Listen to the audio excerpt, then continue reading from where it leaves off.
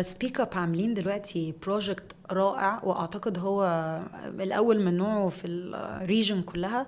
زي هيلب لاين بيوصل ما بين البنات وما بين الويب سايت زي او البلاتفورم زي تيك توك، ميتا، انستغرام. لان دلوقتي كتير قوي زي ما قلت لك بتلاقي بنات بتصوت اونلاين في تسريبات، ولسه بلوجر يعني طبعا على الحلقه دي ما تنزل يكون موضوع قديم، ولكن كل يومين تلاقي بلوجر بتقول الحقوني انا في تسريبات نزلت لي. فعاملين بروجكت رائع.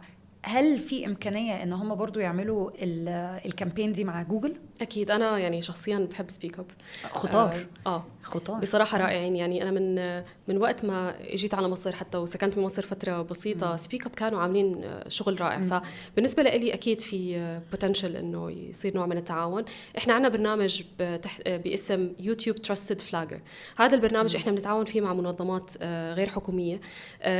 أهمها الرئيسي هي زي ما حكيت إنشاء أو يعني وصول لمنصة فيها محتوى سليم وآمن وبتحمي فئات مختلفة من المجتمع. إحنا لما نتعاون مع منظمات من هذا النوع عن طريق هذا البرنامج بيقدروا هم يعطونا كل الإبلاغات بشكل مباشر للفريق.